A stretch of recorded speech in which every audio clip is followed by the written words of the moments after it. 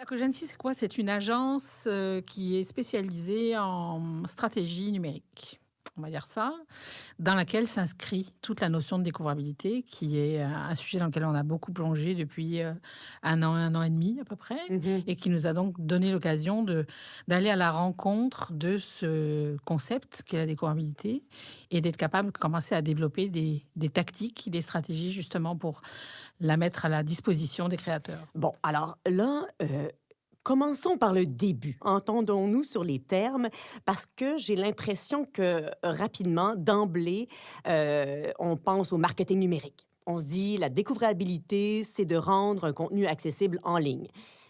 Mais encore, est-ce que c'est vraiment ça pour vous, la découvrabilité? Ben, en fait, pour nous, il y a 2 notions de découvrabilité. Il y a je dirais la grande découvrabilité qui comprend, plusieurs, activités et dans lequel se situe la découvrabilité numérique. Nous, on fait principalement de la découvrabilité numérique, mais étant donné que ça se situe dans un plus grand ensemble, qu'on appelle la grande découvrabilité, ben, on est appelé à intervenir sur chacun des piliers. En fait, nous, on a identifié qu'il y avait 4 piliers dans la grande découvrabilité. Il y a celui de la promotion dite traditionnelle, donc tout ce qui est annonce dans les journaux, les magazines, à la radio et tout ça.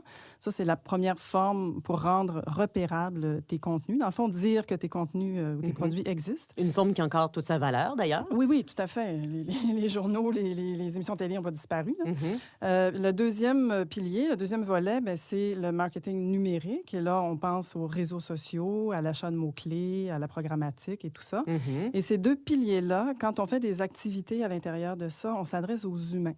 Donc, on est dans des interfaces web ou en tout cas, on est sur des écrans. Et les 2 autres piliers, donc là où on est vraiment plus dans la découvrabilité numérique, le troisième, c'est, le SEO, le Mmh. Search Engine Optimization, donc toute l'indexation des sites web, hein. Quand on fait une recherche sur Google, bien, tout ce qui apparaît à gauche, tous les liens, bien ça, c'est le résultat de l'indexation de ton ou tes sites web. Mmh. Et le quatrième pilier qui est, plus nouveau, celui-là, ce qu'on appelle vraiment la découvrabilité numérique, c'est tout, en fait, les métadonnées structurées et liées. Et là, ces 2 piliers-là, SEO et métadonnées structurées et liées, là, on parle aux machines, on parle Mmh. aux algorithmes. Et les 2 premiers, c'est vraiment dans un espace de temps, dans une durée très courte. Là, on est dans de la promotion, hein, on annonce qu'il y a un nouveau produit, tout ça. Tandis que les 2 autres, quand on est dans découvrabilité numérique, là, c'est pérenne. Là, c'est dans le fond, on assoit nos produits, mais dans le temps. Je souhaiterais la bienvenue à toutes les personnes qui se sont branchées à 15 heures pile pour la tenue du deuxième webinaire de cet après-midi, qui est le sixième après-midi de notre programme du forum Mutation, le livre à l'ère numérique. C'est donc le 12e webinaire d'1 h 30 qui nous permettra d'approfondir les notions de découvrabilité appliquées aux livres numériques, mais beaucoup plus largement à l'ensemble des œuvres multimédia qui sont mises en ligne et rendues accessibles au public. Alors, j'ai déjà mentionné plus tôt dans les introductions du forum que ben nous, quand on a commencé à faire des sites web à topo, ben on allait sur les moteurs de recherche, puis on inscrivait, on utilisait le formulaire de la Toile du Québec ou de Google, puis on inscrivait le nom d'un site web, puis on mettait l'adresse, puis on mettait un descriptif. Ensuite, on a commencé à intégrer ça plus spécifiquement dans les métadonnées. Et maintenant, ça s'inscrit dans un cadre beaucoup plus complexe et on doit maintenant fonctionner avec des robots et aussi contrôler comment les robots visionnent le site, comment les robots accèdent aux données, quelles sortes de données on donne à quelles données on donne accès à travers les robots. Et tout ça, ça correspond à un ensemble de paramètres qui sont régis par des algorithmes qui doivent régir un ensemble des multitudes de données. C'est donc le thème de ce 12e webinaire du forum Mutation, le livre à l'ère numérique, organisé par l'agence Topo, un centre d'artistes en art numérique, dont le mandat est de créer, diffuser, assister, produire des œuvres numériques. On a organisé ce forum autour du livre numérique suite à l'organisation de divers ateliers de formation autour du livre numérique et de ses dimensions expérimentales à travers l'Internet et les outils numériques. Et on s'est aperçu qu'on n'arrivait jamais à explorer l'ensemble des enjeux qui concernent l'édition numérique, l'édition expérimentale, l'édition multimédia. Et on a eu des fonds du Conseil des arts du Canada à travers le Fonds de stratégie numérique pour organiser ce programme de webinaire qui se poursuivra jusqu'à la mi-juin et qui se terminera par un salon de l'édition expérimentale en septembre, idéalement en personne, où nous pourrons tous trinquer ensemble dans la plus belle des immunités collectives. Alors, sans plus tarder, j'introduirai André Harvey et Véronique Marino, en fait, qui sont deux collègues de longue date, en fait, qui ont travaillé à la mise en œuvre du premier site Internet de Télémétropole, TVA, de son nom plus courant aujourd'hui, vers la fin des années 1990, qui correspond aussi à la mise en ligne des premiers projets Internet de création et fiction multimédia de l'agence Topo, qui est aussi en 1998. Alors, ces deux femmes ont poursuivi des carrières assez exceptionnelles dans le milieu de la production interactive à travers notamment l'Institut de l'image et du son, l'Institut national de l'image et du son, comme Véronique Marino, qui a dirigé le département de formation, donc qui a accompagné un grand nombre de formateurs, et André Harvey, qui a effectué divers mandats pour des entreprises, des agences de communication, des médias. Et les deux se sont maintenant associés pour créer l'Acogency et assister le milieu culturel dans ce dédale de la découvrabilité qui vise à rendre accessibles les œuvres numériques que l'on travaille à créer en tant que créateur. Alors, voilà, je vous laisse la parole. André, Véronique, merci de votre participation et bienvenue à ce 12e webinaire de mutation. Merci beaucoup, Michel, pour l'invitation, pour l'organisation. Merci, Gabriel. Pendant que Véronique partage l'écran, on a une présentation PowerPoint. Tu as bien fait, Michel, de parler de dédale, de découvrabilité. C'est quand même quelque chose d'assez complexe. Fait qu'on va essayer de vous le vulgariser le mieux possible. Fait qu'à la fin, il y a une période de questions. Gênez-vous surtout pas pour nous poser vos questions. Donc, sans plus tarder, effectivement, l'Acogency, on est une petite agence qu'on a fondée, Véronique et moi, en 2017. Et puis, au début, c'était la stratégie d'affaires numériques et production. Puis, la découvrabilité est arrivée entre-temps. Nous, on était beaucoup dans le milieu de l'audiovisuel et le Fonds des médias du Canada et le Fonds Bell se sont mis à exiger des plans de découvrabilité pour les productions web-télé, entre autres, où l'audiovisuel était impliqué. Donc, c'est là qu'on a commencé à s'intéresser à ça. Notre mentor, c'est José Plamondon, que tout le monde probablement connaît ici. Et voilà. Puis depuis, on a réalisé plusieurs projets. Donc, on va vous présenter. On va juste le menu. Fait qu'on va commencer par découvrabilité 101, définition, les 4 piliers, les espaces numériques qui sont générateurs de découvrabilité. Ensuite, on va passer 6 projets sur lesquels soit on a travaillé, qui sont terminés, qui sont en cours ou qui s'en viennent. Puis on va vous montrer un peu comment, pour chacun des projets, on a abordé la découvrabilité. Puis à la fin, pour le dessert, on va faire un genre de résumé des bonnes pratiques. Alors, tout d'abord, une définition de la découvrabilité qui est très simple, c'est d'en permettre à quelqu'un de nous trouver alors qu'il ne nous cherche pas et qu'il ne sait pas nécessairement qu'on existe. Effectivement, comme Michel tout à l'heure le disait, quand on connaît un produit, on rentre le nom, paf, on tombe dessus, mais si on ne le connaît pas, comment on fait pour tomber dessus? Fait que c'est ça qu'on va vous expliquer. Mais pourquoi on parle aujourd'hui de découvrabilité? En fait, une raison fondamentale, c'est que le web a évolué. Au début, c'était des URL, bon, des pages. Ensuite, quand les réseaux sont arrivés, ça a été un réseau de personnes. La strate des personnes s'est ajoutée. Et là, on est dans le Web 3.0 qu'on appelle le Web sémantique. La découvrabilité s'imbrique dans le Web sémantique. Puis, bon, on a aussi entrepris le Web 4.0 qu'on appelle l'Internet des objets, mais l'intelligence artificielle et tout ça, mais nous, on est vraiment dans le Web 3.0 et le Web sémantique, où ça s'imbrique la découvrabilité. Alors, je vais attraper la pôle. Vous allez voir, on va se passer la parole, donc ça va nous donner un petit peu de rythme à tout le monde.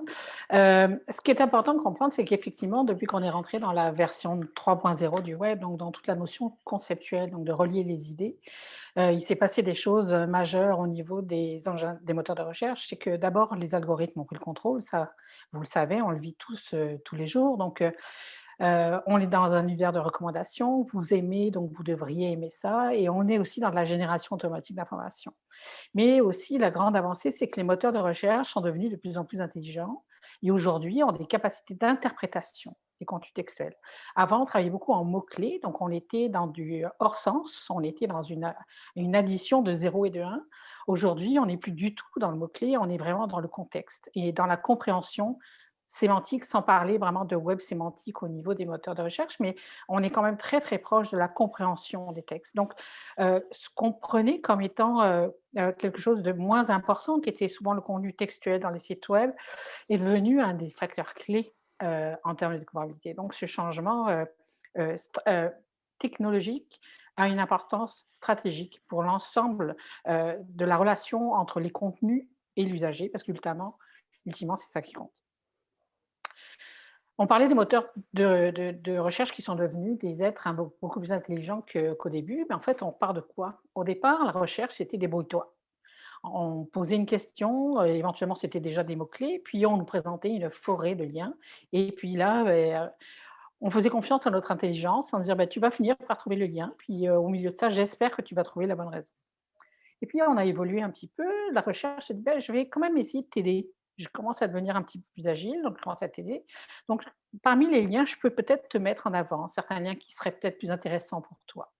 Donc là, il a commencé à nous aider, les moteurs de recherche commençaient à nous aider à discriminer l'information. Et aujourd'hui, on ne la voit plus, cette masse d'informations, parce que d'abord, elle est gigantesque. Et pour qu'on continue à avoir une expérience satisfaisante de recherche et d'interaction avec les moteurs de recherche, ben, non seulement les moteurs sont capables d'identifier que c'est plus forcément une recherche au sens propre, mais ça reste une question. Donc, on est dans l'interprétation de la question et à chose à laquelle il essaie de répondre par une réponse. Donc, on se rend bien compte aujourd'hui que nous avons de moins en moins à choisir la bonne réponse et que les moteurs de recherche travaillent à nous amener de plus en plus la bonne réponse au problème. Ce changement-là est un changement de paradigme complet dans la relation entre le contenu, les machines et l'usager. Qu'est-ce que ça veut dire? Ça veut dire qu'il faut nourrir la machine aujourd'hui. Donc, on n'est plus seulement dans je me dépose et puis les moteurs vont ramasser mes 0 et mes 1 et puis je vais rester disponible. On est dans une masse tellement critique, les algorithmes sont tellement des filtres qu'il faut aider en fait le moteur de recherche à comprendre ce que l'on est et qui l'on est pour être capable de nous rendre disponibles. Donc, le devoir que nous avons aujourd'hui, c'est d'informer la machine de notre présence. Et pour l'informer, ben, il y a 2 grandes avenues, on va dire.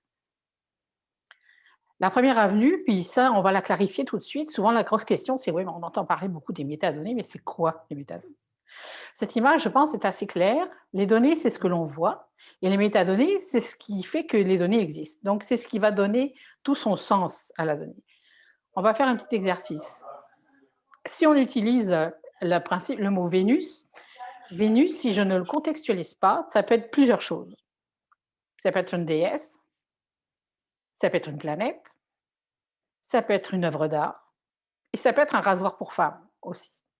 Donc on comprend que la donnée, c'est une information brute qui n'a de sens que par la métadonnée qui lui est assignée. Donc aujourd'hui, si on veut être capable d'être reconnu et d'être compris par les moteurs de recherche, il faut qu'on travaille à donner du sens au contenu qu'on propose dans le numérique. Si on fait le parallèle avec ce que Véronique nous montrait tout à l'heure, au niveau du livre numérique, on doit être capable de décrire le livre numérique au-delà de simplement l'aspect marketing du livre. Donc, il va falloir rentrer dans de l'information qui va permettre au moteur de recherche, par ces petits éléments associés, de dire: «Ah, mais je comprends très bien, effectivement, si dans le cadre Vénus, tu me parles d'une planète», donc on va avoir tout un langage relié à l'astrophysique, et cetera. Donc, on va être capable de lui permettre de comprendre et donc de présenter l'information Vénus que je détiens à personne qui cherche de l'information sur la planète. Un deuxième élément, au niveau de la structuration de l'information, parce qu'en fait, on en revient toujours à la même chose, c'est la documentation. Donc pour documenter l'information, on a le principe des données, des métadonnées, mais on a aussi des aides, des soutiens techniques qui sont encore un petit peu plus légers, qui sont ce qu'on appelle les balises. Ce qui est intéressant, c'est que, les géants du web, Google, Microsoft, Yahoo, Yandex et d'autres, et tout un grand ensemble de communautés, ont décidé de parler le même langage. Parce que tout à l'heure, Michel le disait, en 1998, il utilisait des formulaires pour inscrire le site de l'agence Topo sur Yahoo, sur la Toile du Québec, et cetera. Ça a marché un temps quand il n'y avait pas énormément de contenu et que c'était pour les early qui étaient sur internet, mais rapidement la masse a pris le dessus et donc les moteurs se sont dit: «Ben, on ne peut pas se faire concurrence tant que ça, on va essayer de se faire concurrence sur la qualité, mais on ne peut pas se faire concurrence sur la quantité». Donc, ils ont décidé d'unir leurs voix et de dire: «OK, on va tous parler le même langage». Et de là est né un protocole. En fait, un protocole qui s'appelle schema.org, qui est un standard qui permet de structurer l'information à l'intérieur du site web. Ce standard, il est utilisé à l'intérieur du web et non pas sur le web, parce qu'en fait, c'est des balises qui sont inscrites dans le code HTML. Vous avez un exemple derrière. Et dans le code HTML, ça n'agit absolument pas sur le cosmétique, mais par contre, ça va être en relation directe avec les moteurs de recherche. Donc, ce langage Schema est un langage qui est très agile, très volatile. On sait, il y a à peu près 615, à peu près 620 types de balises qui existent. Réellement, il y a 30 balises qui sont prises en compte par l'ensemble des moteurs de recherche, les principaux. Je vous ai montré à droite, vous avez Video Object, qui est une des balises très importantes en termes de découvrabilité, qui permet de décrire un objet vidéo qui est sur une page. L'enjeu des balises Schema, c'est que vous ne pouvez pas mettre ce que vous voulez à l'intérieur des balises Schema. Il faut qu'il y ait une corrélation entre ce que la balise décrit et ce qui est effectivement sur la page. Donc, ce sont des véhicules de données structurées qui sont embarqués sur chacune des pages et qui sont contextualisés sur chacune des pages. C'est ce qui fait que tout d'un coup, votre site web sert à autre chose que seulement une simple vitrine et que tranquillement, pas vite, on est en train de faire de sites web des espèces de machines à métadonnées qui vont être vraiment des outils, des vrais outils de découvrabilité en relation avec les moteurs de recherche. Véronique, si je peux me permettre, Bien sûr. tu reviens, oui, schema.org, on le voit à gauche, là, ils ont prévu donc une série de, de balises pour l'ensemble des secteurs de la société, donc pour Oui, c'est vrai. le secteur médical, pour, tu vois, nous, on se positionne dans le Creative Works, donc là-dedans, il y a les movies, il y a les books, music recording, les recettes. Si on va sur le site de Ricardo, là, Ah, derrière, là, en arrière-plan, là, c'est un cas il y a, d'école. il y a un paquet de balises pour tous les ingrédients qu'il y C'est a dans extraordinaire. chacune de ces recettes. Et C'est pas très, pour très rien bien. que quand vous tapez saumon, vous n'avez même pas fini de taper le mot saumon, que vous avez la recette de Ricardo Ricardo. qui vous est proposée. C'est pas un hasard. Fait que c'est Donc vraiment très chouette. effectivement, Schema, c'est non seulement c'est un standard, mais c'est un standard qui veille à structurer l'ensemble de l'activité humaine, en fait, et pour nous permettre de décrire le plus possible ce qu'un humain est susceptible de faire et donc de le documenter pour que les moteurs de recherche puissent, le consommer puis le resservir. Mm. Heu, donc c'est ça. Donc on a les métadonnées qui sont plus génériques et on a ces outils-là, qui sont les 2 grandes avenues, en plus du texte pur, qui sera disposé sur les sites web, pour commencer à produire du sens, parce que c'est l'enjeu de la découvrabilité. Mm. Fait que donc, avec schema.org, là, on est vraiment dans le code, on est dans le micro, la microdonnée. Là, on va zoomer out, puis on va, on va prendre un recul. Nous, quand on a commencé à travailler justement en découvrabilité numérique sur les métadonnées liées structurées, on était souvent confrontés à nos clients qui nous disaient: oui, mais ça ne peut pas remplacer. Moi, j'ai un gros budget pour faire de la publicité à la télévision ou à la radio. Ça ne peut pas remplacer ça et tout ça. Fait que là, bon, on a senti le besoin de clarifier tout ça, puis on a créé ce qu'on appelle les 4 piliers de la découvrabilité.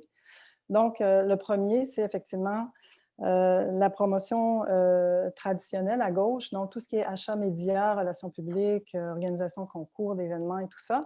Et sur le numérique, l'équivalent, c'est tout ce qu'on appelle le marketing numérique, tout ce qui se passe dans les réseaux sociaux, achat de mots-clés, bannières, publicité, programmatique et tout ça. Ça, c'est de la promotion, effectivement, où on s'adresse aux humains, où on annonce aux humains, « Ah, tiens, j'ai un nouveau film, tiens, j'ai un nouveau livre. » Et ça, c'est du court terme parce que souvent, on fait de la promotion, presque tout le temps, on fait de la promotion sur un nouveau produit ou un nouveau service ou un nouveau projet. Maintenant, tout, ça, c'est la pointe de l'iceberg. Maintenant, l'iceberg en dessous, c'est tout, justement, comment on doit formater nos données pour que les machines, les algorithmes puissent comprendre de quoi il s'agit. Alors, à gauche, on a le Search Engine Optimization, le SEO.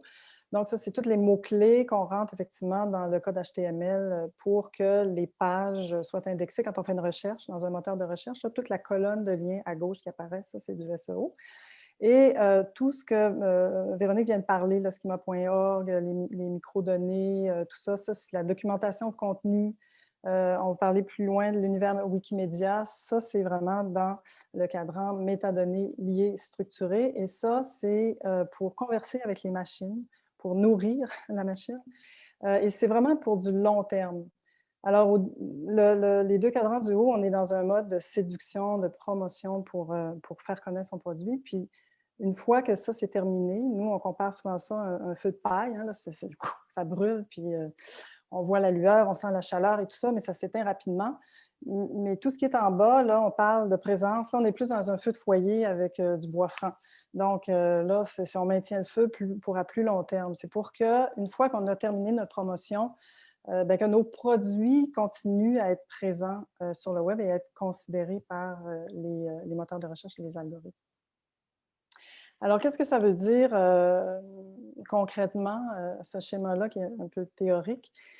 Donc, si on comprend bien, quand c'est la promotion, l'achat média, bien là, on est dans les médias traditionnels, les magazines, les journaux, télévision et compagnie. Si l'on parle du deuxième marketing numérique, bien, vous voyez, on a pris l'exemple de Kobo, la liseuse numérique.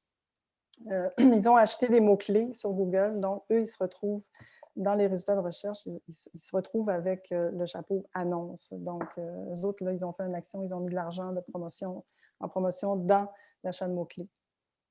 Donc, ça fait partie du marketing numérique. Le SEO, bien, comme je vous disais tout à l'heure, la colonne de gauche, les liens qu'on retrouve quand on fait une recherche, bien, ils sont très, très bien indexés. Et ici, on voit données structurées. En fait, quand vos données sont bien structurées et liées, vous allez voir s'afficher dans une recherche sur Google une boîte en haut à droite qu'on appelle le Knowledge Graph en anglais, puis en français, c'est la fiche d'information. Alors, on voit que celle de Kobo est assez bien garnie et on voit que vous voyez comme c'est intéressant parce que le premier paragraphe d'information sur Kobo, ce n'est pas son site web, c'est sa page Wikipédia. Alors ça, retenez ça, on va le voir plus loin, comment tout l'univers Wikimedia est important. Donc, comme je disais tout à l'heure, promotion marketing numérique, conversation avec les humains pour du court terme, et le SEO, données structurées liées, c'est pour du long terme, et là, on est en conversation avec les machines. Alors, voilà pour les 4 piliers. Puis là, si on rentre un petit peu plus dans le détail, il y a des espaces qui sont générateurs de découvrabilité. Donc, il y a des espaces avec lesquels il faut se faire ami, des espaces qu'il faut investir, qu'il faut apprendre à maîtriser parce qu'ils vont être pour nous des grands alliés en découvrabilité. À commencer par WordPress. Puis on va vous montrer dans certains de nos projets où il y avait de nos clients qui avaient des sites sur des WordPress encapsulés, là, dans des... vous savez, on peut acheter des gabarits déjà tout faits, mais qui sont fermés, qu'on ne peut pas rien faire avec, comme Squarespace aussi. Mais WordPress ouvert, qui est en code ouvert, où là, on peut aller intégrer justement les fameuses balises schema.org. Ça, c'est vraiment gagnant. Ensuite, comme autre espace générateur, ben, YouTube. YouTube appartient à Google, donc les deux sont vraiment reliés. Et YouTube génère automatiquement des balises schema. Donc, très intéressant quand on est dans l'audiovisuel. Même chose pour IMDb, ça génère automatiquement des balises schema. Et Vimeo, même chose, ça génère automatiquement des balises schema. Donc, si vous avez déjà en partant d'un site web avec du contenu riche, donc beaucoup de textes avec correspondance sur des balises schema, vous partez gagnant. Ce n'est pas tout, ça prend aussi, il faut être aussi dans les espaces, les autres espaces générateurs de découvrabilité, tout ce qu'on appelle l'univers Wikimédia. Là, il y a 3 projets, mais évidemment, c'est beaucoup plus vaste que ça, l'univers Wikimédia. Mais les 3 importants à retenir, c'est Wikipédia, que vous connaissez bien, mais qui est quand même... Il y a des règles, c'est un peu compliqué à pouvoir être dedans. Il y a Wikidata, qui est beaucoup plus démocratique, je dirais, plus facile à y rentrer. Et Wikicommons, qui est comme entre les deux. Wikicommons, c'est pour mettre tout ce qui est visuel, donc visuel et audio et vidéo, tous les médias, en fait, tout ce qui n'est pas du texte. Alors, ça, c'est d'autres espaces avec lesquels il faut se faire ami. Alors en fait, ce qu'on vient de voir, c'est on sépare un petit peu les notions ou peut-être avoir un petit peu de mal à faire le lien. Je pense que cette image, elle est très simple, mais elle est assez représentative de l'univers dans lequel le numérique vit.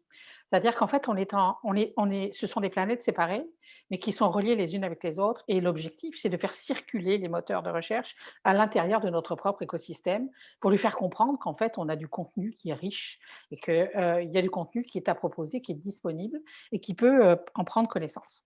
On revient sur l'exemple de Kobo tout à l'heure.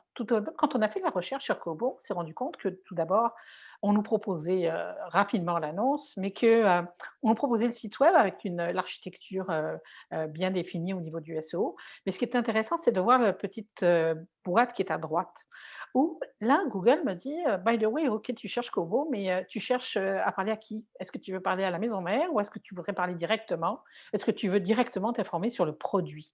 qui est le Kobo, le e-reader. Ça, c'est un assemblage de connaissances.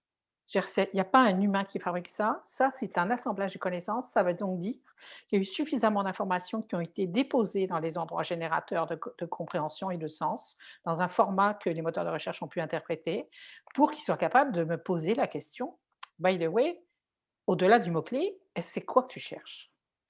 Et ça vient d'où? Quand on regarde le site web de Kobo, on se rend compte que ce site web, il est éligible à ce qu'on appelle les résultats enrichis. Tout à l'heure, on parlait de Schema, schema.org. Google a tellement le goût que vous soyez parmi les résultats qu'il peut proposer, parce que lui, son enjeu, c'est de satisfaire celui qui cherche quelque chose. Donc, lui, son devoir, c'est d'être au fait de ce qui existe dans son graphe. Donc, il nous donne des outils pour être capable de s'assurer que l'interprétation du contenu est correcte. On est allé vérifier, le site de Kobo fait son travail, effectivement, et le site web est éligible aux résultats enrichis. Donc, on trouve des balises schema qui décrivent certains éléments. Autre chose, quand on regarde le site web aussi de Kobo, il est très descriptif, il y a du texte qui est présent assez bien, donc on s'entend que l'information est disponible. On se souvient tout à l'heure que, quand on choisit maison mère, il va construire une petite carte, cette fameuse carte d'information, qui apparaît dans la colonne de droite.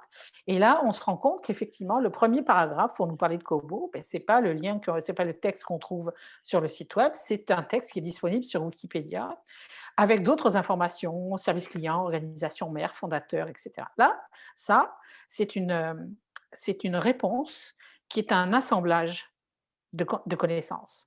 Il n'y a personne qui a écrit ça et qui a mis ça dans cet ordre-là. Google est capable de récupérer des éléments de données, des données qui sont structurées, qui sont identifiées, de les assembler sous une forme humainement comestible et de vous donner le sentiment que vous êtes face à quelqu'un qui sait exactement ce que vous cherchez et qui en plus est capable de dépasser votre question parce qu'il va vous présenter des recherches associées, etc. Puis vous allez voir tout à l'heure dans certains projets qu'on peut aller encore plus loin dans ce que Google comprend et ce qu'il peut vous proposer. Donc, on voit qu'effectivement, si tu allé chercher le texte sur Wikipédia, c'est parce que Kobo, l'entreprise, est présente sur Wikipédia. Donc, en fait, il y a eu un travail de dissémination de documentation et d'informations cliniques, on va dire ça, descriptives. Donc on n'est pas du tout dans du marketing, ultimement on l'est, mais dans la description qui est mise à disposition des moteurs de recherche, ça a permis en fait à Google d'être capable, à partir d'un mot-clé, heu, de m'ouvrir un univers qui est, celui que je cherchais sans avoir à le formuler. Et c'est ça la beauté en fait de la découvrabilité, c'est de maximiser ces résultats-là en ayant une stratégie qui est: qu'est-ce que je veux ultimement produire quand quelqu'un va chercher un concept qui me ressemble? Pour ça, ça prend une pensée stratégique. En fait, vous avez remarqué que, il y a beaucoup d'éléments disponibles. Il y a beaucoup de leviers, il y a beaucoup d'éléments accélérateurs de la découvrabilité. Séparés les uns des autres, le résultat est faible. Où ça commence à devenir très intéressant, c'est quand on commence à les additionner, à les associer, et pour ça, il faut savoir qu'est-ce qu'on veut leur faire faire et avoir une pensée stratégique est la première chose qu'il faut avoir quand on veut travailler, quand on veut injecter la découvrabilité dans son travail et dans son workflow quasiment parce que c'est quelque chose qui s'égrène tout au long du projet et voire même avant même qu'il ait commencé à exister. Donc la pensée stratégique est très importante. Est-ce que je veux une quête de reconnaissance? Est-ce que je veux vendre plus? Est-ce que je veux être plus vu? À quoi je veux être associé? Donc toute cette réflexion stratégique-là va devoir se traduire ensuite dans le choix des plateformes, dans la façon dont vous allez maximiser et favoriser les plateformes sur lesquelles vous allez vous présenter. Le premier projet qui répond, sur lequel on a travaillé, André, vous le signalez tout à l'heure, puis dans le podcast, dans l'attente, ça parlait de ce qu'on avait fait sur Tout simplement Country. Le premier projet sur lequel on a pu cristalliser beaucoup, beaucoup de notre savoir-faire en termes de probabilité, ça a été le projet de la PFC. C'est un projet qui est très intéressant parce que d'abord, c'est un projet télé uniquement, mais c'est surtout un projet web télé. Donc nous, notre travail, c'était de maximiser, la découvrabilité numérique d'une série, de 6 séries différentes, qui ont des publics différents sur les plateformes, numériques. Donc l'objectif, c'était d'augmenter la découvrabilité de ces séries en fonction de leur public et de leurs spécificités. On a travaillé sur 6 séries qui ont vraiment des publics très séparés. On a Balade à Toronto, tout à l'heure, André vous en parlait. C'est une émission sur la musique. On a une série, une web télé pure qui s'appelle Abigail et qui était tirée du livre, la série de livres sur, Abigail et le date, coaching et cetera. Donc, c'est une série, un peu, romantique, qui a été publiée par, TV5 et Uni. On a travaillé sur l'adaptation télé de La vie compliquée de Léa Olivier, qui est tirée d'un livre, et de livres Genève qui ont très, très bien marché. Amélie et compagnie, qui est une série pour, jeunes adolescents, aussi pour jeunes ados en français, qui est produit, qui est produit, par Carte Blanche Film, qui est à côté de Toronto et tout simplement Country et Cano Coquillas, qui est une série, animée pour les plus jeunes. Donc on avait une espèce de spectre très, très grand en termes de type de série et nous, notre mission, c'était vraiment d'augmenter leur découvrabilité. Donc on a commencé par le début, on a commencé par en faire un diagnostic et à partir de ces diagnostics-là, on a fait 6 diagnostics séparés et on a défini 6 stratégies séparées et on a décidé d'agir, selon pour chacun des 6 séries, sur les sites web, sur l'univers Wikimédia. On a accompagné énormément les producteurs parce que nous, on est très, très, très sensibles à la transmission de la compétence parce que, quand bien même nous, on est en contact avec une entreprise ou avec un organisme pendant, 6 mois sur un projet. Ce qui compte, c'est pas les 6 mois où on est là, parce qu'on est là, mais ce qui compte, c'est après. Quand on est parti, il faut qu'on ait été un facteur de transformation pour ceux qui ont travaillé avec nous. Donc, nous, l'accompagnement personnalisé faisait vraiment partie du projet et ça nous a permis d'évaluer aussi, de sortir, des guides de bonne pratique qu'on a pu, mettre à disposition des producteurs. Juste peut-être pour, Oui, préciser, la PFC, c'est, l'Alliance des oui, producteurs francophones du Canada et donc eux, ils ont un enjeu, ils sont, noyés dans une mer, d'anglophones et ce projet-là, donc c'est un projet pilote pour voir comment on pouvait faire, mieux découvrir effectivement ces productions franco-canadiennes, qui rejoignent des petits marchés, en fait, des niches. Tout à fait. Puis qui ont un enjeu, c'est que justement, c'est qu'ils sont noyés un océan anglophone. Donc, pour eux, la découvrabilité est très importante parce que, ils produisent dans une langue qui est minoritaire. Donc eux, ils ont un enjeu de trouver, de rencontrer leur public local, bien entendu, mais aussi de comprendre où est leur public à l'extérieur de leur territoire parce que, ils sont plus, francophones que qu'autre chose. Donc c'était important pour eux de d'acquérir ces compétences en découvrabilité pour pouvoir maximiser, et faire que d'être francophone dans un territoire anglophone n'est pas seulement un inconvénient. Mmh. Puis, juste pour donner un exemple, la prochaine diapo, c'est un exemple de résultats qu'on a obtenus après l'accompagnement, la démarche qu'on a faite. Donc, Véronique parlait de Balade, qui est une série produite par Machine Gum à Toronto. Donc, quand on faisait une recherche avec Balade, série télé, Google disait, êtes-vous sûr que vous voulez pas dire Blade? Lui, il interprétait ça comme une faute d'orthographe. Après qu'on ait fait le travail en découvrabilité, les résultats ont changé et maintenant, Google nous offre le choix entre Balade, la série télé canadienne, et Blade, la série télévisée américaine. Donc, c'est quand même probant. Ce qui est probant, c'est au niveau du sens, c'est qu'il s'est dit: «Ben non, c'est peut-être pas une faute de frappe». Donc c'est ça qui est important. Donc c'est là où la découvrabilité, toute la nuance de la découvrabilité entre en jeu. Et à droite de l'image, vous avez Amélie et compagnie. Pareil, Amélie et compagnie, on était partis de donc la série pour jeunes adolescents, d'un territoire assez vierge, je dirais. Bon, il y avait déjà quand même le moteur un petit peu de TFO, mais globalement, il y avait aucune carte, d'information, il y avait aucun assemblage d'informations.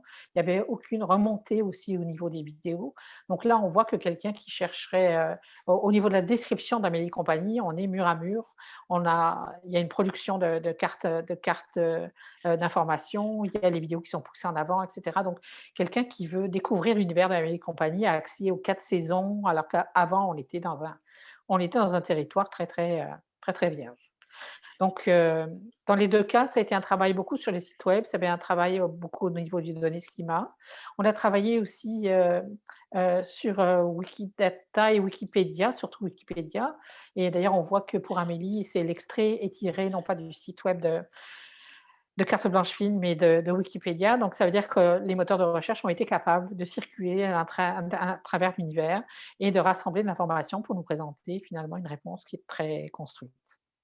C'est ça. Effectivement, Amélie et compagnie n'avaient pas de page Wikipédia, donc on les a accompagnés là-dedans. Maintenant, ils en ont une. Puis, ils ont mis aussi leur logo sur Wikicommons.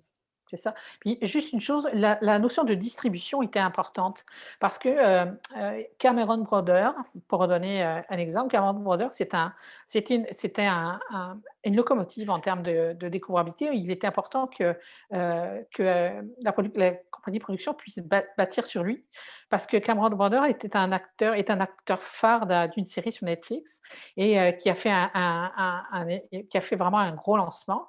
Et donc, il était important que le fait que Cameron Brothers soit la vedette dans les 2 séries, soit un levier de découvrabilité.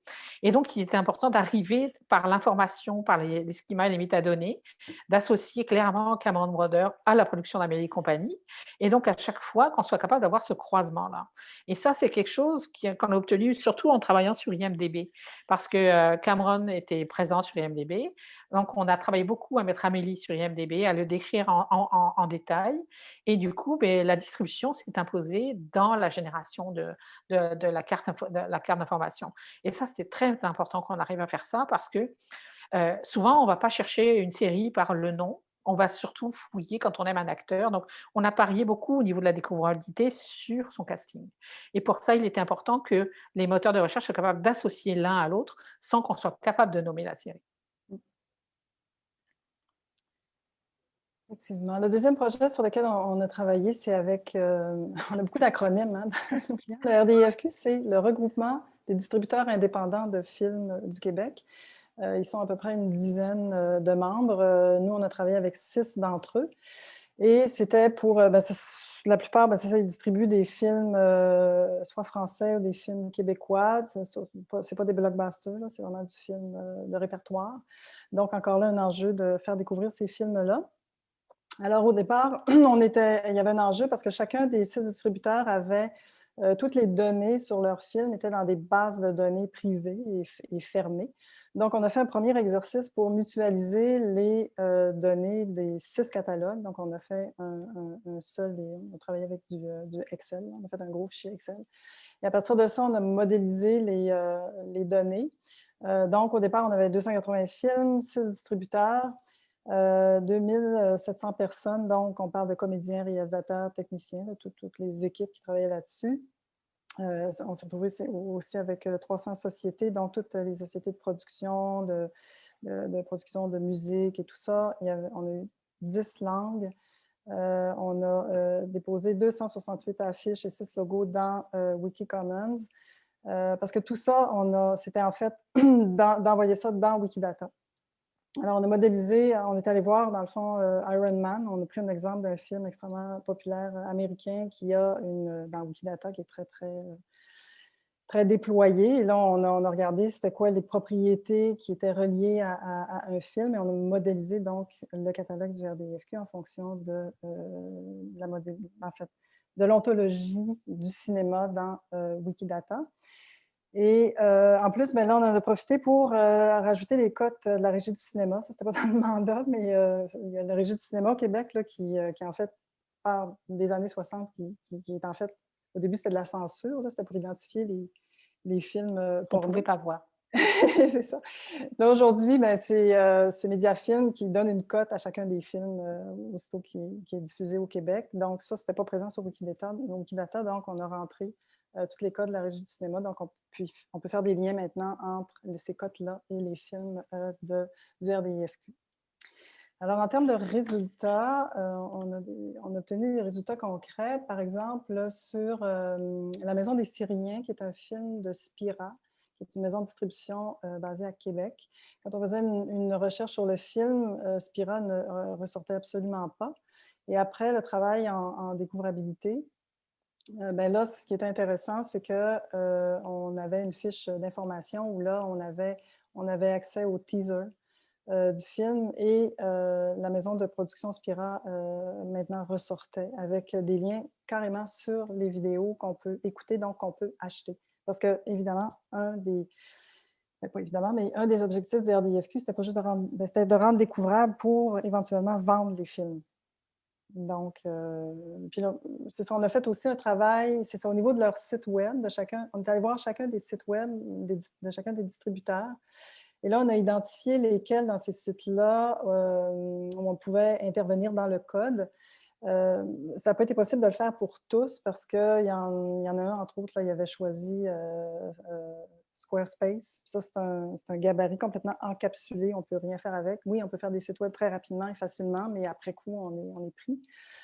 Donc, Film du 3 mars, eux autres, il y avait un site web qui avait été fait sur mesure sur la plateforme WordPress. Donc, on a contacté l'intégrateur web. On l'a conscientisé à l'importance de d'intégrer des balises schema. Et on était chanceux aussi parce que le site de Film du 3 mars est très bien. Il y a beaucoup de textes. Les synopsis sont là, les génériques sont là et tout ça. Mais là, c'est juste pour vous montrer. Ça, c'est un des films, le film du 3 mars au début qui n'était pas là, qui n'était pas, je veux dire, visible quand on faisait une recherche. Puis là, ce qui est intéressant, on voit que dans la carte d'info, en haut à droite, sur une page de recherche Google, de résultats Google, la référence, ça, c'est pas Wikipédia, c'est les films du 3 mars. Donc, c'est le site du distributeur qui devient la référence numéro 1 dans les résultats de recherche. Donc, ça, c'est vraiment intéressant. Puis, on a des liens pour acheter directement le film.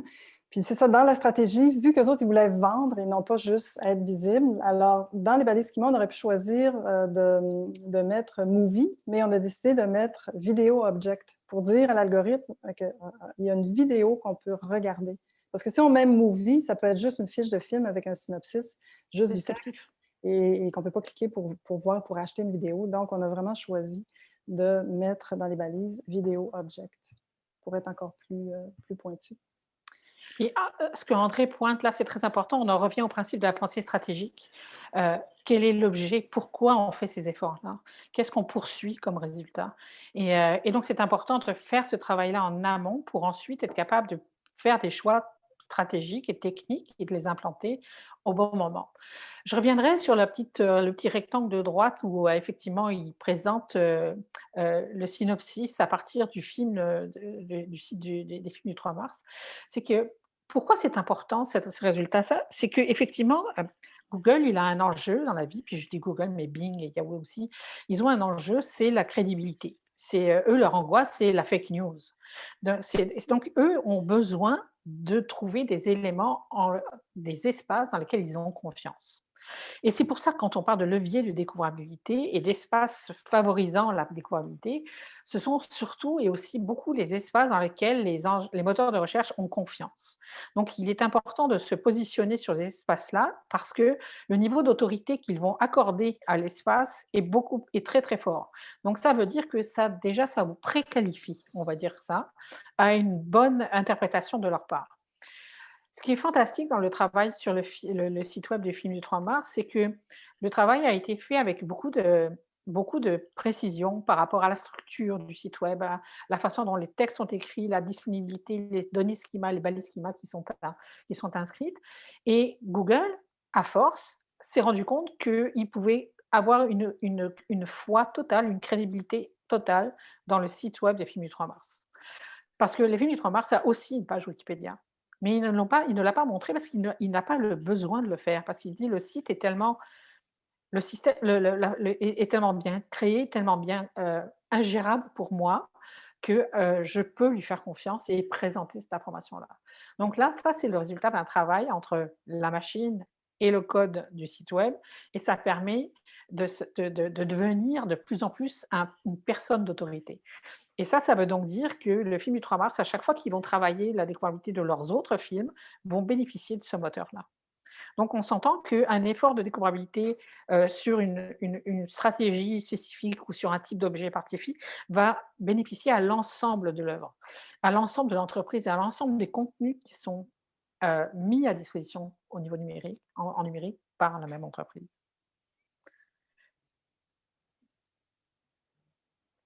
Ça, c'est un projet dont je vais vous parler, qui est un projet, qui a été lancé par, Capacoa et le Conseil québécois du théâtre. Capacoa, c'est l'association canadienne des organismes artistiques, donc ils sont spécialisés dans la représentation des organismes en art de la scène. Donc ça veut dire le théâtre, la musique comme l'opéra, la danse, les marionnettes et cetera. Donc on est vraiment dans l'expression des arts de la scène. Et le Conseil québécois du théâtre qui a décidé de s'associer à Capacoa pour lancer un projet, de très grande envergure. Tout à l'heure, André vous parlait de modélisation. Quand on parle de modéliser, un catalogue comme pour l'URDFQ, ça veut donc dire que, nous, on est allé voir justement Iron Man. Pourquoi? Parce sur Wikidata, parce que, il existe des projets collectifs qui sont disponibles, sur Wikidata et qui sont comme des espaces, d'apprentissage, de partage de données et de et il y en a en particulier un qui est sur le cinéma, sur Movie et l'ensemble de la communauté s'entendait pour dire que la façon dont le travail de modélisation avait été fait sur Iron Man était vraiment un cas d'espèce et que c'est une très bonne façon de décrire un film. Parce que finalement, modéliser quelque chose, que ce soit, un verre, un film ou un livre, heu, ça reste toujours le même exercice. C'est comment couper cet ensemble que nous sommes capables de comprendre, je dirais, entre les lignes en petits morceaux pour permettre à un moteur de reconstruire cet élément. Donc, c'est-à-dire, je prends un verre que j'ai regardé, je le casse en 1000 morceaux et je vais m'assurer que le moteur va être capable de prendre chaque morceau et de le remettre au bon endroit pour me reconstruire le verre. C'est ça le travail de modélisation. Le projet de Capacoa pour les arts de la scène, ça a été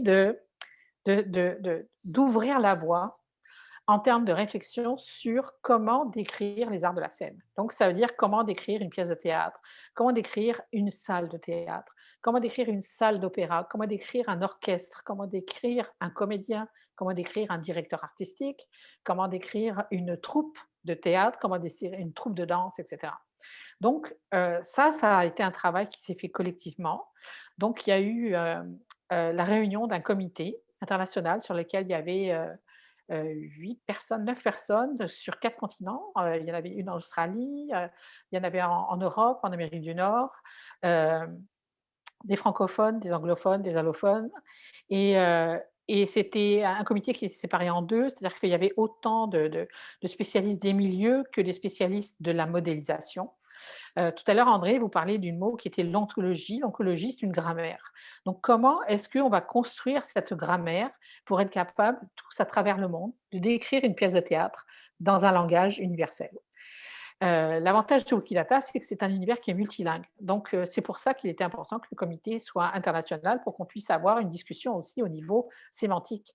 Heu, il y a des mots qui ont une consonance en anglais qui n'ont pas du tout la même consonance en français et il était important je dirais, d'harmoniser ça, pas en trouvant un entre les 2, mais en étant sûr qu'on soit capable de mettre en exergue, les différences pour que chacun puisse être capable de se retrouver là-dedans. En parallèle avec cette réflexion sur comment on décrit une troupe de théâtre, comment est-ce qu'on décrit, un comédien, comment est-ce qu'on décrit un lieu, de musique, on avait développé, une série de formations sur Wikidata en français et en anglais, en 9 ateliers. Cette série, elle avait pour but d'impliquer le milieu dans la prise en charge de ses propres données. Parce qu'aujourd'hui, on parle tous, de la réappropriation des données, de la position dominante, des GAFAM, que, finalement, ils ramassent nos données puis qu'ils font beaucoup d'argent, mais que nous, on ne fait rien avec parce qu'on n'y a pas accès et cetera. Donc tout ça, c'est une longue et une grosse conversation, mais à la base, on produit tous des données et ces données, on est capable de se les réapproprier parce que des outils existent à des prix, défiant toute concurrence. Tout ce que ça prend, c'est une capacité de les utiliser, une bonne compréhension de ce qu'ils peuvent faire pour nous et de s'assurer qu'on les inscrive dans le quotidien. Donc l'objectif des ateliers, c'était de dire au milieu du théâtre, le CQT a joué un énorme rôle de recrutement parce qu'on s'est vraiment concentré au départ sur le monde du théâtre, au niveau des ateliers et donc dans ces ateliers-là, on a formé des gens du milieu, qui obtenaient qui faisaient tous les métiers à utiliser Wikidata et ça a été absolument formidable parce qu'en fait, on a eu presque 200 participants uniques. On a eu une récurrence au niveau des participants qui était vraiment très, très intéressante. Au bout du compte, on est arrivé avec une publication de 1 450 entités ont été créées dans Wikidata par les apprenants. On a édité 12 700 éditions ont été produites par les participants. On a publié 68 images chez les versets et 95 propriétés ont été recommandées et annotées. Il y a le lien dans la présentation, vous l'aurez si vous le souhaitez, c'est le lien vers le Wiki Project. Donc, c'est l'endroit où on a rassemblé toutes les informations. C'est là où vous avez où sont les sources des données, comment est-ce qu'ils ont été modélisés, comment est-ce qu'on pourrait utiliser les tables de modélisation. Et ce projet-là est tourné vers l'international parce que, il provoque de l'interaction avec des communautés de Wikidata à travers, le monde. Là, on a un projet en Nouvelle-Zélande qui a démarré. On est relié beaucoup avec, l'Europe au niveau des arts de la scène. Donc on a fait une première publication, j'ai marqué ingestion parce que c'est le terme, mais on a fait une première publication de certaines données du CQT. Donc il y a 1 200 personnes qui ont été ajoutées à Wikidata et quelques 129 organisations qui ont été ajoutées et ça nous permet de commencer à travailler sur les œuvres, commencer à travailler aussi sur une cartographie du milieu des arts parce que l'idée, c'est pas seulement de déposer ces données-là, mais c'est d'en faire des choses et donc d'aller vers ce qu'on appelle la data visualisation et d'être capable d'identifier, peut-être que, par exemple, combien de compagnies, dans le domaine des arts de la scène sont, dirigées par des femmes. Quelle est leur cartographie? Combien d'emplois ont, ou de métiers, ont les gens qui travaillent dans les domaines des arts de la scène? La réponse, c'est 9. On s'est rendu compte en documentant, les membres du CQT que en fait, les gens dans les arts de la scène font beaucoup de choses et donc on est sorti avec des choses, avec des données, une lecture en fait du milieu qui est complètement originale. C'est un projet qui continue à vivre, il y a une phase 2 qui s'en vient, il y a encore une attente en termes de financement au niveau de la Wikidata Foundation parce que cette 1er volet-là a été financé par le Conseil des arts et par la Fondation Wikidata, Fondation Wikimedia, pardon. Et donc là, il y a une attente pour la suite, mais c'est un projet qui est un projet de l'invisible. C'est-à-dire que c'est quand on appelle le web des données, c'est comment produire de l'information qui n'est pas en page web et qui va être à la disposition des moteurs de recherche et des moteurs de recommandation.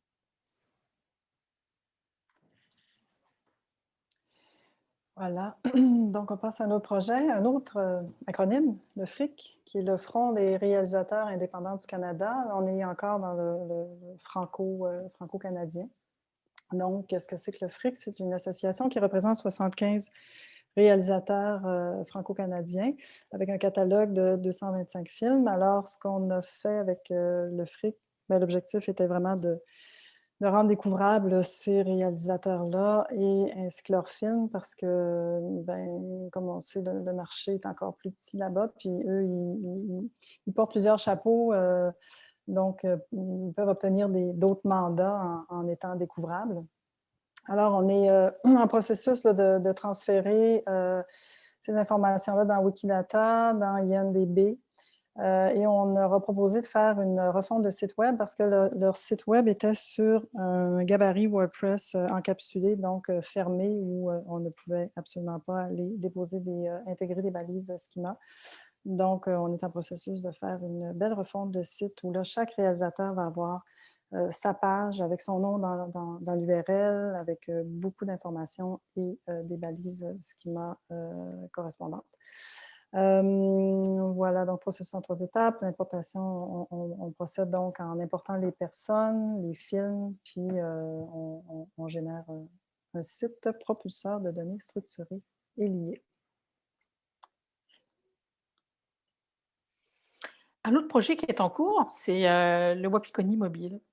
Wapikoni mobile, son désir, c'était de faire bénéficier à ses créateurs de son image de marque. Parce que tout le monde connaît le Wapikoni mobile, mais on n'est pas beaucoup, on n'est pas nombreux à pouvoir nommer des œuvres ou des réalisateurs qui ont été produits à travers le Wapikoni mobile. Et Wapikoni a décidé vraiment de mettre l'emphase sur les créateurs et sur les œuvres. Donc, nous, on travaille avec eux sur la découvrabilité du catalogue. Donc, on est dans un projet qui peut ressembler un petit peu à celui du RDIFQ. À part qu'on est quand même dans une dimension très différente, dans le sens où, bon, on est en court-métrage, que la plupart des films sont gratuits, donc on est dans un environnement un petit peu différent. On est en processus, actuellement, on travaille sur 4 étapes.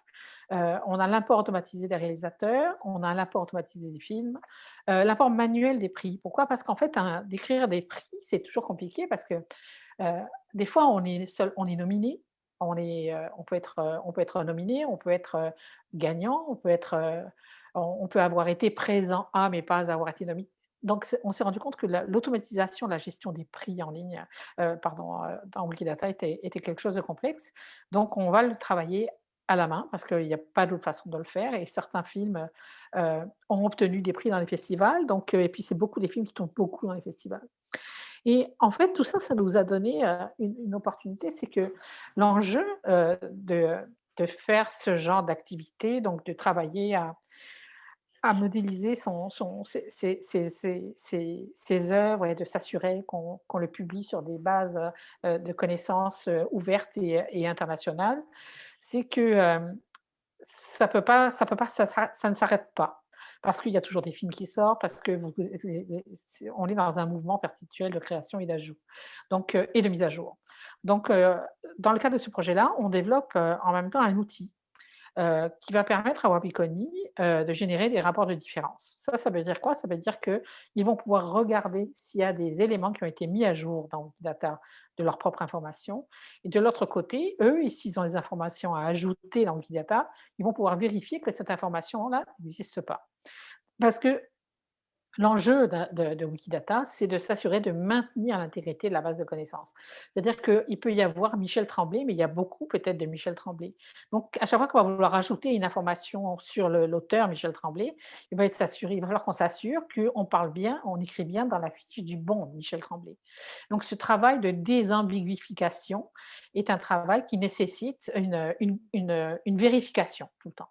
Donc dans le cas du projet avec Wapikoni, on développe pour eux cet outil qui va leur permettre en permanence de vérifier que leurs données sont à jour, sur Wikidata et que eux, ce qu'ils ont à ajouter n'existe pas dans Wikidata et donc ils vont pouvoir y contribuer. Si ça existait, beh, ça évitera de faire «l'effort» entre guillemets. Mmh. Oui? Ouais, si je peux, juste Vas-y, rajouter vas-y. une particularité de ce projet-là, ce sont des langues, autochtones parce qu'il y a, Ouais. plusieurs films, qui ont des titres, autochtones et quand on rentre de l'information dans Wikidata, Véronique le disait tout à l'heure, c'est un espace, multilingue, sauf que pour associer des des langues, les langues sont, dictées par, un code ISO, donc un standard international et ben, c'est pas toutes les langues autochtones qui sont, dans des standards, ISO. Alors, la façon dont on va contourner cet enjeu-là, c'est que là où on va se buter à des langues où il n'y a pas de correspondance ISO, ben, on va les rentrer, on va créer une propriété qui est langue du film. Donc, on va rentrer la langue du film par une autre porte, Et si on cette veut. langue sera ISO, donc ça veut dire qu'en fait, n'importe qui va pouvoir après l'utiliser. Parce que la beauté des choses, c'est tout à l'heure que je vous montrais pour Capacoa, on a recommandé 95 propriétés. Ça veut dire on a documenté comment dé comment utiliser certaines propriétés. Et là, dans le cadre des langues, ça va faire partie du legs à la communauté, utilisatrice de Wikidata. C'est qu'ils vont pouvoir d'autres que nous vont pouvoir, les utiliser comme on avait fait pour les RDFQ avec, les codes de la régie, du Québec. Je veux dire toute personne au Québec qui partage un de ces films pourra du coup coder le code, le code qui lui a été accordé et ça, c'est un leg à la communauté donc c'est pour ça que c'est des environnements qui sont à la fois très sensibles à une certaine éthique, à des règles de gouvernance et d'accès mais qui en même temps, sont un endroit formidable pour pouvoir, s'adjoindre à l'ensemble du monde et que ce soit Capacoa ou Wapikoni, qui sont vraiment des projets, Wikidata, ce qui est important d'imaginer, c'est que Wikidata, c'est un comment dire? C'est un c'est un espace dans lequel sont déposées des données, donc ils sont, complètement dénués de pages web et qu'ils sont disponibles pour une réutilisation et ça, on va le voir un petit peu plus loin, mais la notion de web des données est importante parce on s'en va vers une dématérialisation des écrans et aujourd'hui, il faut favoriser au moteur l'accès à de l'information qui ne sont pas seulement que des pages web et ce qui est intéressant, c'est que Wapikoni Mobile a fait un shift technique. C'est-à-dire qu'ils sont sortis de la base de données, encapsulés, rigides et qui fonctionnent juste avec des axes en X et en Y et ont décidé d'aller vers l'univers wiki. C'est-à-dire qu'ils ont transformé réellement l'organisation dans un univers wiki, c'est-à-dire que c'est un univers qui est proche de la façon dont fonctionne, Wikipédia et donc ils sont à travailler, leur catalogue et leur contenu d'une façon complètement micronisée comme ça. Donc c'est pour ça que le transfert vers Wikidata est un transfert qui est vraiment qui se fait très bien et c'est pour ça qu'on est capable de développer cet outil qui va permettre de faire la balance, la vérification entre ce qui est dans Wikidata et ce qui est chez eux. Wikidata, en aucun cas, est une base de données principale, hein, c'est un endroit dans lequel on dépose de l'information, mais ça ne peut jamais être considéré comme une base de données, propriétaire ou sur lequel on peut s'appuyer. Donc, Wapikoni a vraiment son univers qui est à lui, mais Wikidata est un endroit qui va leur permettre de contribuer, en fait, au web des données et de donner au catalogue et aux créateurs une existence. Voilà. On achève, on achève. Donc, le dernier projet sur lequel on est vraiment fiers de travailler, je vois que Frédéric est ici, là, d'Horizon Production. Bonjour Frédéric. C'est un projet qui va démarrer donc plus en la préparation pendant l'été, mais démarrage plutôt en septembre. Et là, il y a 3 volets. Il y a un volet, donc l'objectif, c'est vraiment de faire rayonner des écrivains québécois à l'international. Donc, il y a un volet Wikipédia où il y a des fiches sur ces écrivains, les écrivains qui n'ont pas de fiche Wikipédia, donc il y a des fiches qui vont être créées pour ces écrivains-là. Il y a un volet Wikicommons aussi où là, il va y avoir des tapis rouges d'organisés où il y a des photos qui vont être prises parce qu'il faut savoir que sur Wikicommons, quand on dépose des photos, il faut être propriétaire des droits.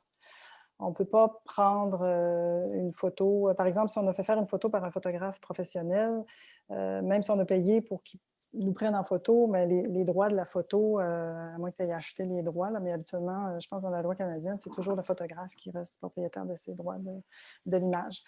Donc, il va y avoir des tapis rouges pour donc faire des photos. Ils vont pouvoir être versés sur Wikicommons dans une licence totalement ouverte.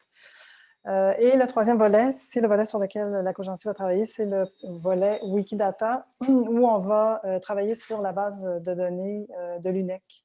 Donc, ça représente à peu près 1500 écrivains. Puis, ce ne sera pas juste des écrivains, ça va être pas toutes les œuvres, mais je pense que c'est une à 3 œuvres par écrivain. Parce que dans le fond, ce qui est intéressant dans cette démarche-là, c'est qu'une fois qu'on a déposé les données sur Wikidata, Wikicommons, Wikipédia, ben, ce sont, comme on sait, des espaces collaboratifs.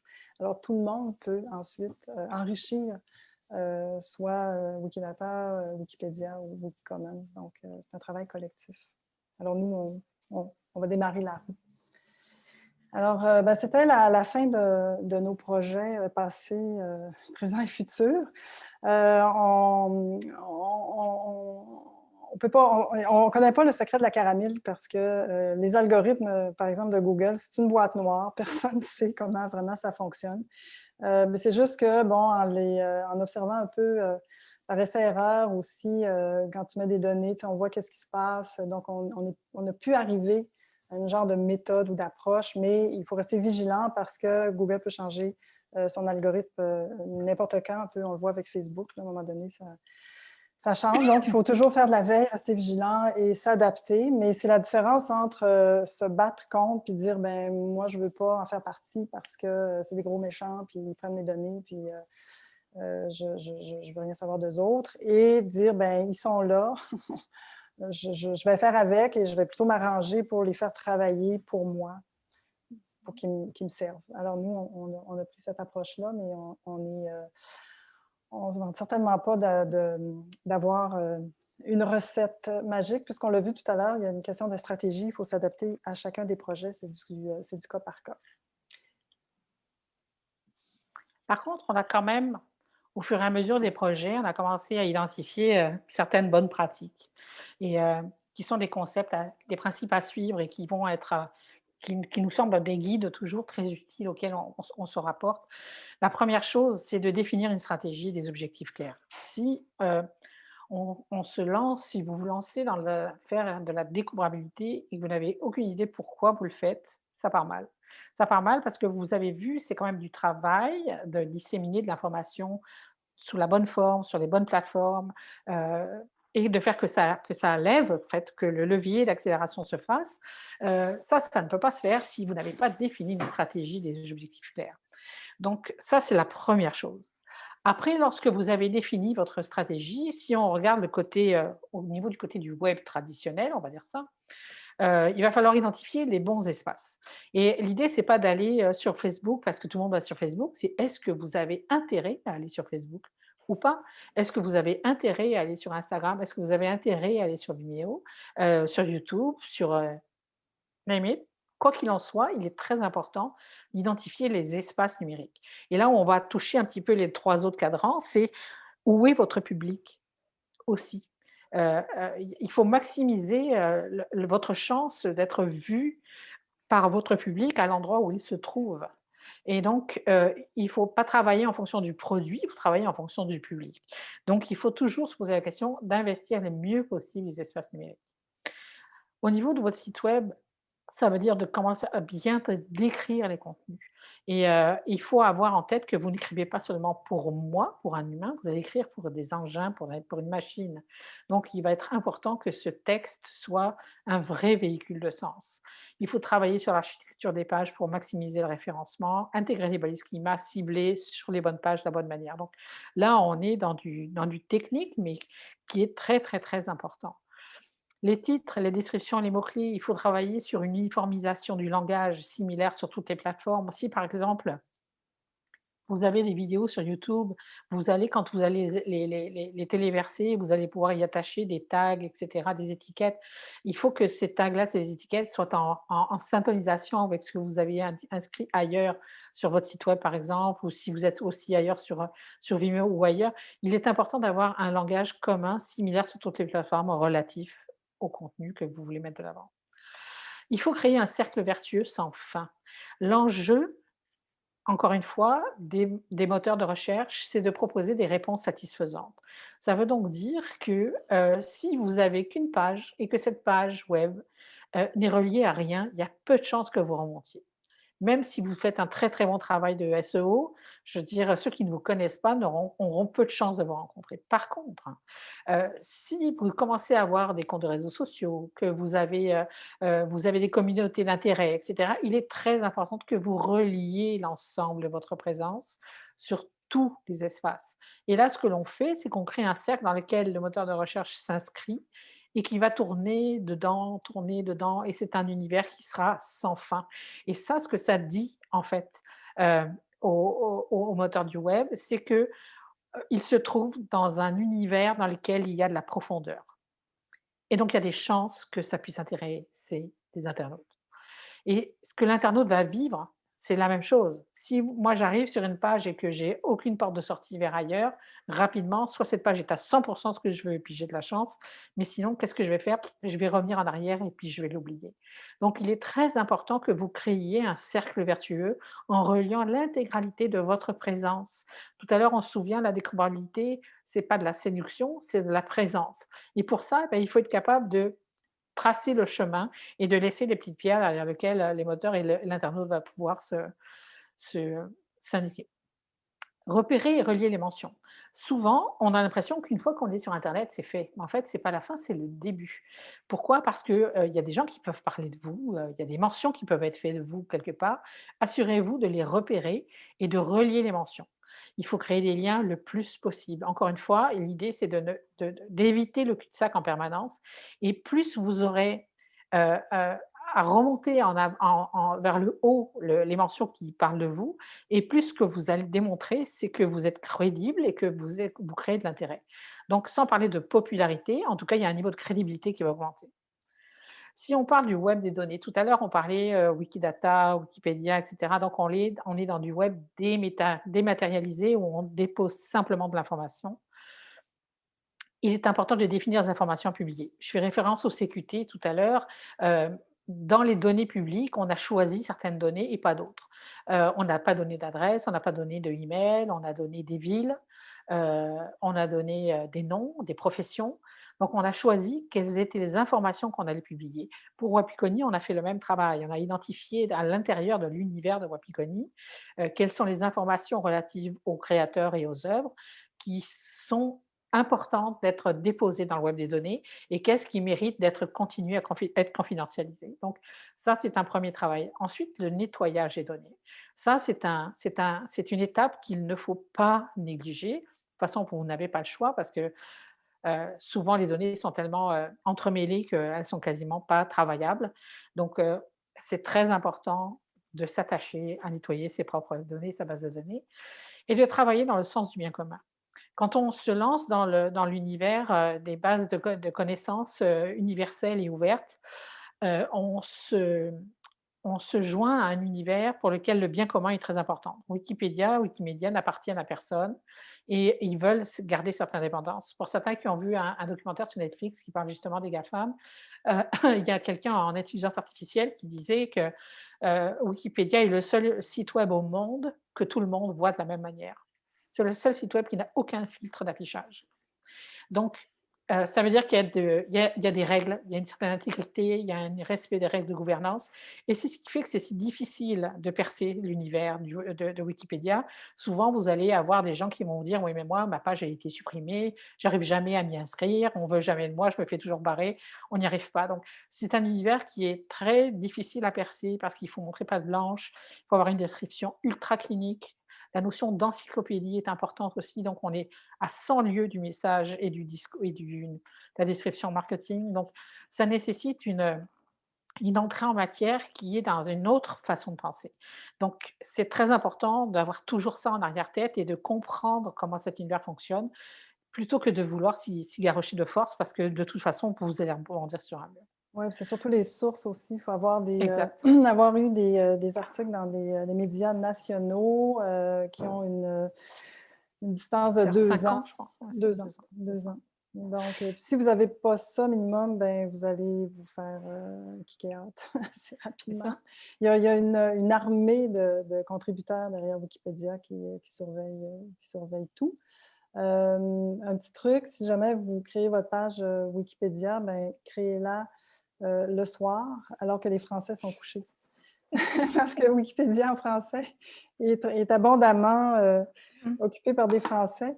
Puis des fois, ils ne comprennent pas nécessairement la culture québécoise et puis on a vu des aberrations totales, là, des pages se faire supprimer. Et les réalisatrices équitables, par exemple, Ouais, c'est ça. qui se sont fait, kicker out parce que, effectivement la police qui tournait sur Wikipédia ce soir-là ont trouvé que c'était pas acceptable. Ouais, ben, en fait, ça a été une page qui a été créée dans un atelier, live, là, à la Cinémathèque, puis ils ont fait ça en plein après-midi. Puis pendant qu'ils étaient en train de créer la page, ils se sont fait supprimer la page.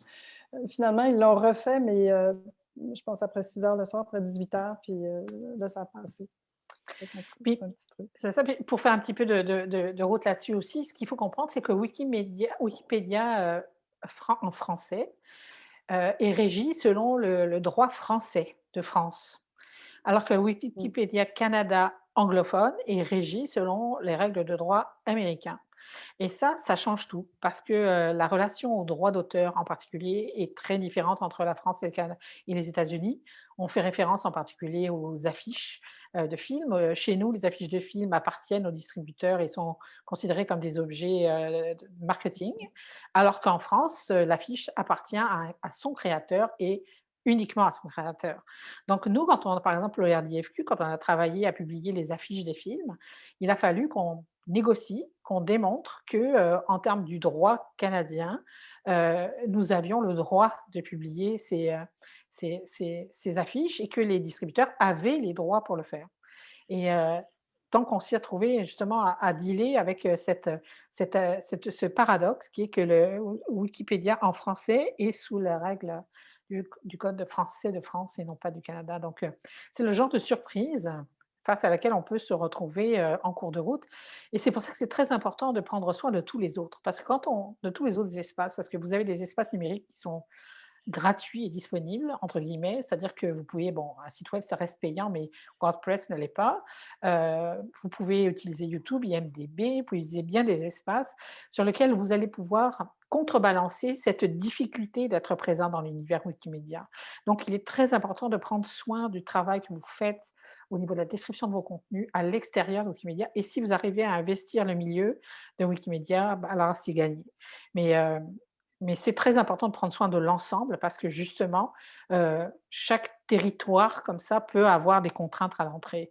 Donc la stratégie est fondamentale, et d'être capable de réévaluer cette stratégie en permanence en fonction de la réalité du terrain sur lequel vous allez vous trouver est très, très, très important. Puis ça a fait appel aussi à, et on l'a mis en exergue volontairement, c'est d'instaurer un processus d'amélioration continue.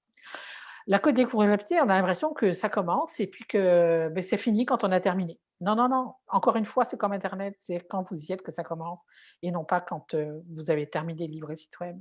Il est très important de vérifier vous-même votre découvrabilité. Vous avez cette capacité de le faire, ça ne coûte rien.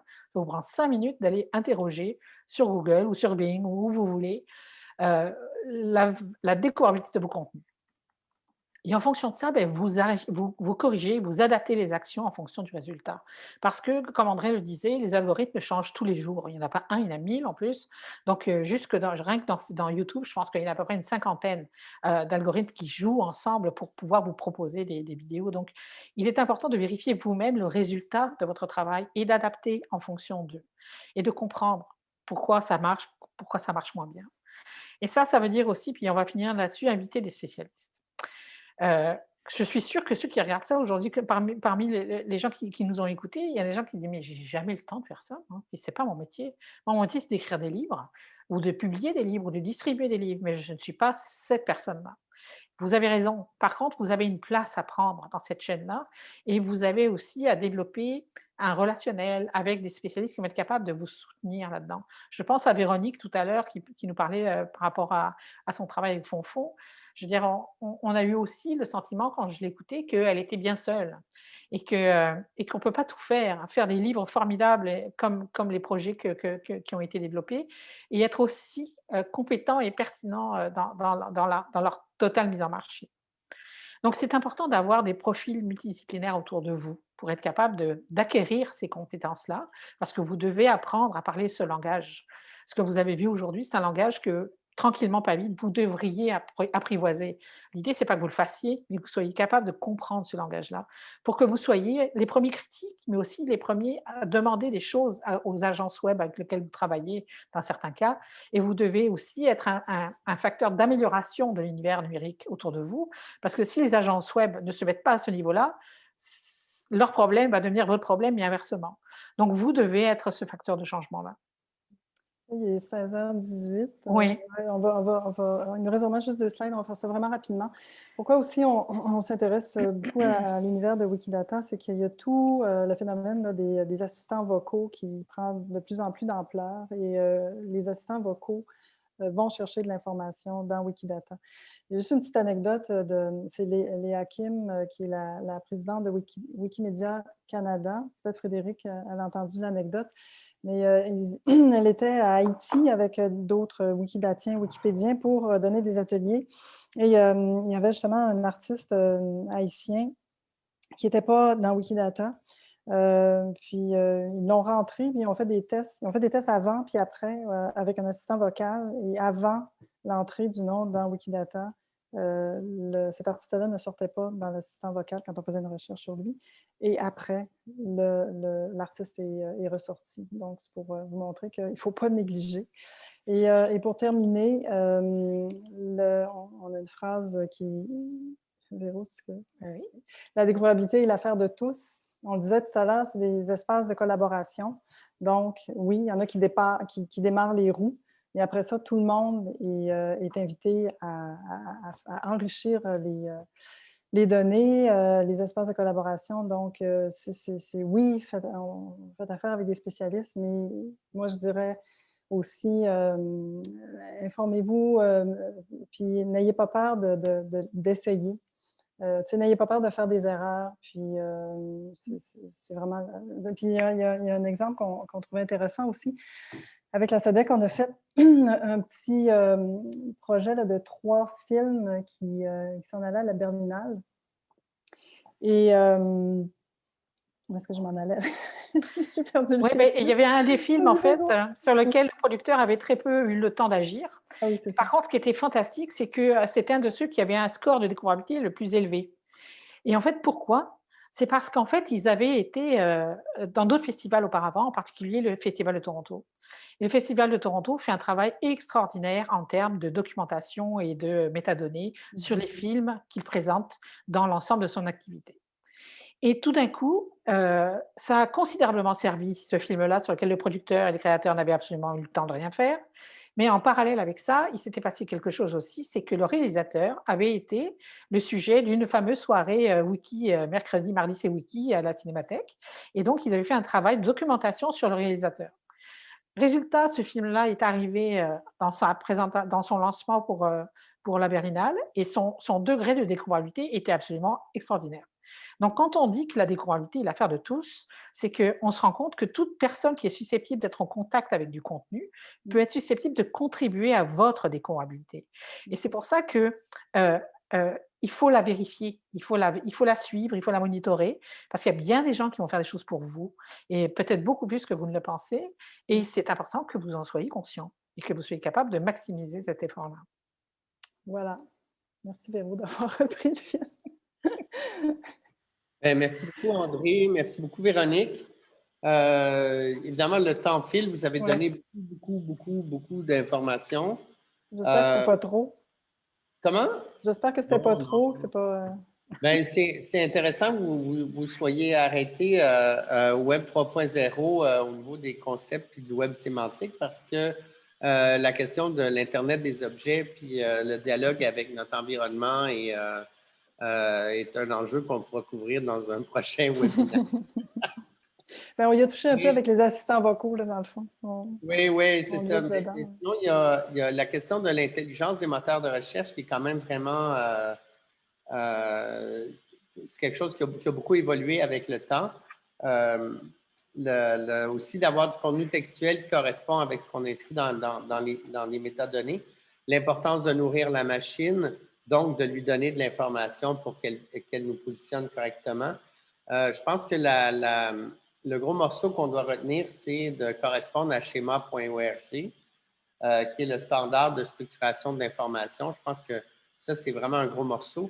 Il y a un autre gros morceau qui est vraiment conflictuel, puis ça soulève un enjeu éthique, c'est, en fait, Google maintenant se base sur un outil libre, en libre accès, ouvert, qui est Wiki, le système Wiki, pour nourrir son propre moteur qui est privé, pour afficher des données privées qu'on peut consulter à travers l'interface privée de Google, qui nous donne accès à maintenant, on n'a plus accès directement au site, on a accès à une fenêtre qui est à l'intérieur de Google, qui nous garde dans Google. On appelle le zéro clic, tout à fait. C'est ce que Google cherche à produire, c'est que tout se passe sur son interface à lui.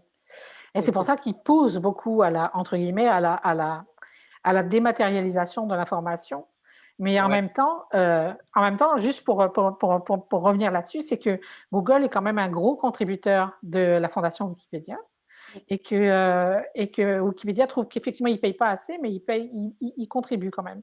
Mais en même temps, il faut savoir que ce ne sont que des données publiques. Hein. Ouais, c'est des données il n'y a aucune production descriptives, en publicité fait. sur ces données-là.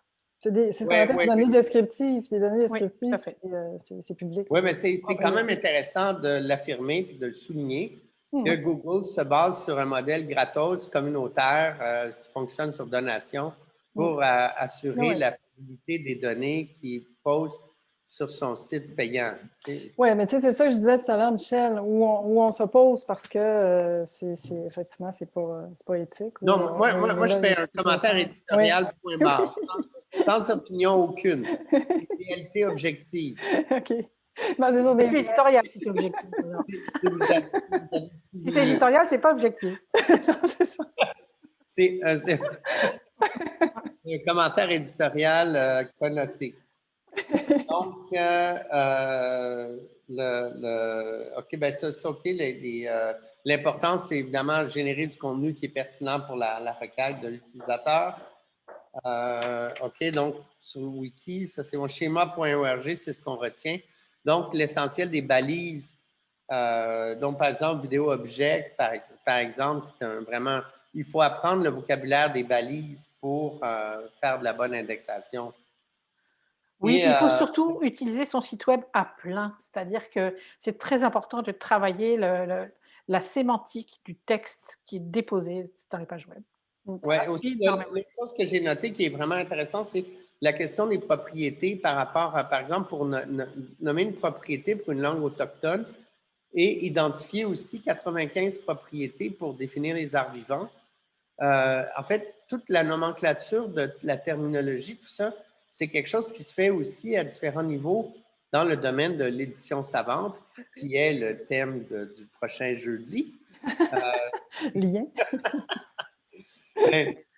C'est d'adopter comment est-ce que différents centres de recherche, différentes entités, différents domaines disciplinaires vont qualifier des choses similaires pour que leur base de données soit interreliée puis qu'on en arrive à une définition commune d'un univers syntaxique et disciplinaire. Donc, ça, c'est vraiment intéressant. Donc, si vous avez travaillé à la définition de 95 propriétés pour les arts vivants ici, bien, c'est intéressant. Je ne sais pas c'est quoi l'équivalent en France.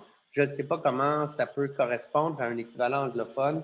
Ça, c'est une question à répondre. Mais l'idée, c'est toujours d'arriver à une classification mondiale d'éléments similaires pour qu'on se parle les uns les autres. Et qu'on se relie les uns aux autres. Qu'on se Parce que relie les uns aux autres. l'enjeu est là, c'est la relation. Oui, qu'on se relie les uns aux autres à travers le web de l'invisible. C'est ça, tout Ah, à c'est fait. beau, Michel, C'est ce que tu ça. viens de dire, là. On tombe dans Parce de que, l'assemblage et c'est très important. Moi, j'aimerais parce ça que savoir si Véronique, ça l'a aidé. le web de l'invisible, c'est ce que vous nous avez expliqué, c'est dans le fond tout ce qui est Oui. en dessous de ce qu'on voit. Absolument. Donc, on peut mettre 3 lignes mais, sur notre site web, mais tout en arrière, on a un ensemble de données. Donc, je reviens encore avec Wikidata, Wikicommons, etc., qui sont multimédia, deviennent finalement les critères de base pour avoir une reconnaissance dans un outil commercial comme Google. Voilà. Et maintenant, j'ai assez parlé. Il reste 3 minutes, mais en poursuivant, j'aimerais mentionner, avant de poursuivre, puis d'ouvrir peut-être pour une 10 à 15 minutes aux questions du public, j'aimerais mentionner que l'agence Topo a réalisé une version web d'un projet de réalité virtuelle de l'artiste Stéphanie Morissette, Méandre, et que ce projet a été déclaré finaliste au prix Numix comme œuvre numérique. Alors, on est très content. Donc, on va avoir une occurrence accrue de Agence Topo plus Méandre à travers l'ensemble des moteurs et des sites de contenu, ce qui devrait favoriser notre découvrabilité et l'accès à ce projet parce que la récurrence va favoriser la découvrabilité. Donc, on se félicite. Merci à tous les partenaires, Stéphanie, Sporobol, Yannick Guéguin qui a travaillé à ça aussi, les gens du MECA. Et donc, c'était une plug pour finir. Merci à Véronique, André. Mais maintenant, je cède la parole à ceux qui auraient des questions. On voit déjà ici Hugo Saint-Denis. Bonjour, merci. Ma caméra ne fonctionne pas, donc vous m'excuserez de ne pas voir mon visage. C'était une très belle présentation, très dense, très bien préparée. J'ai adoré ça, j'ai appris plein de choses. J'ai comme 2 petites questions techniques, puis peut-être qu'on peut revenir sur un exemple pour répondre à cette question-là. C'est par rapport à Amélie et compagnie. J'ai comme repéré 2 interrogations qui peuvent comme s'appuyer sur cet exemple-là. Quand on parlait, je crois que c'était Véronique qui discutait de l'encadré qui était à droite, Exact. j'ai remarqué tout simplement comme internaute que souvent le texte descriptif se base sur un texte de Wikipédia, tout simplement. Oui. Par rapport à ça, quand il n'y a pas de page de Wikipédia, mettons que moi je suis un artiste, je n'ai pas de page Wikipédia,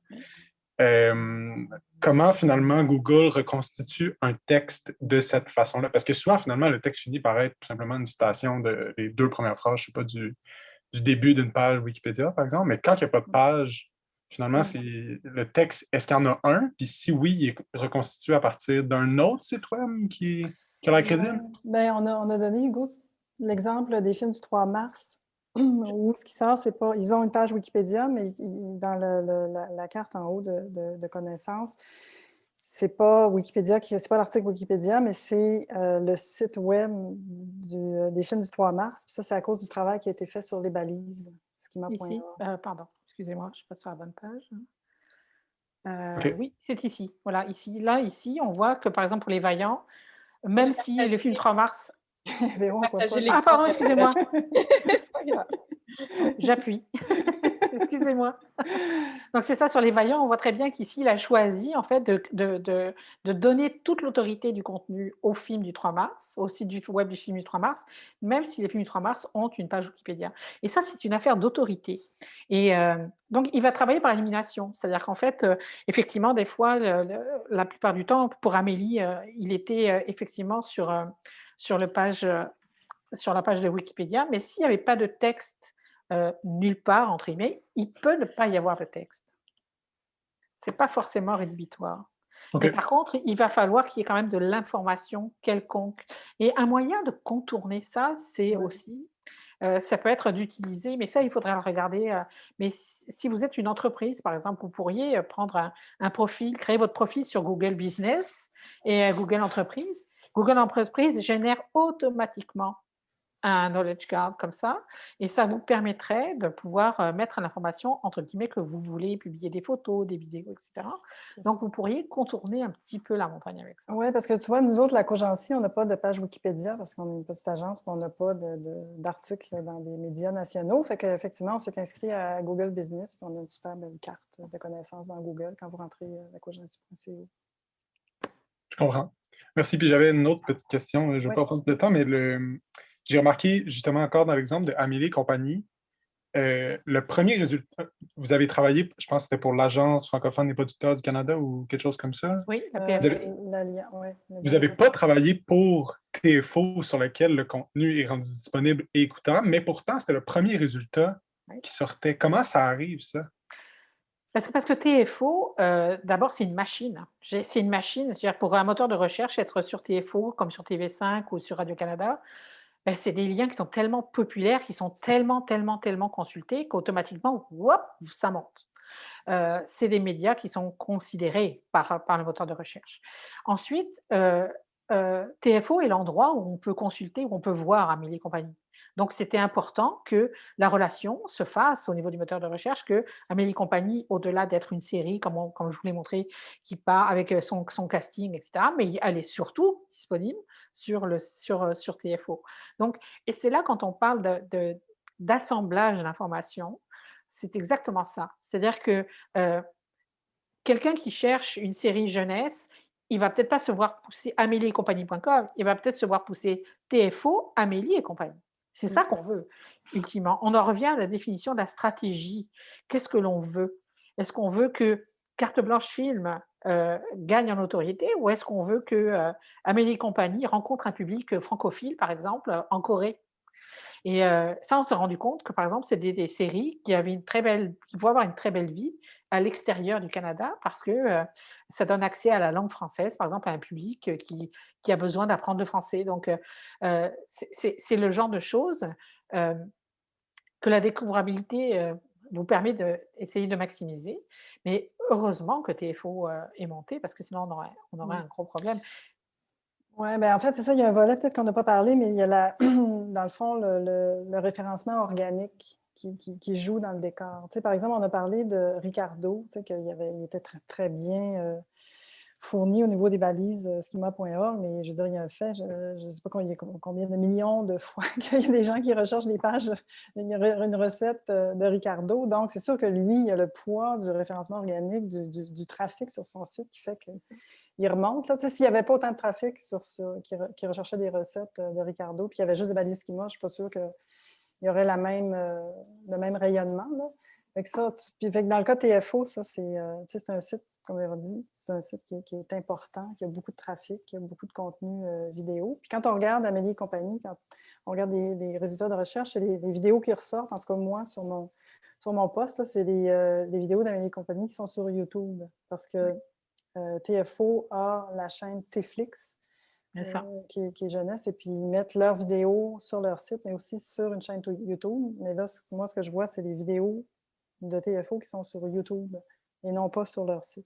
Tout à fait. YouTube, comme on l'a dit, c'est un générateur aussi de découvrabilité qui est très important. Exactement. Et d'ailleurs, on n'a pas travaillé pour TFO, mais on a travaillé avec TFO. Et dans le cadre des 6 séries, on a travaillé avec les 6 diffuseurs. On a travaillé avec 4 diffuseurs et les diffuseurs étaient là aussi. Donc on a pu travailler avec eux pour, justement, tout à l'heure, dans les bonnes pratiques, on recommandait d'avoir une espèce d'uniformité dans les tags, les mots-clés, l'indexation, etc. On a essayé de travailler avec les diffuseurs pour qu'on soit capable d'avoir le même langage au niveau de la description des vidéos, par exemple. Je comprends. Merci beaucoup. Ça fait plaisir.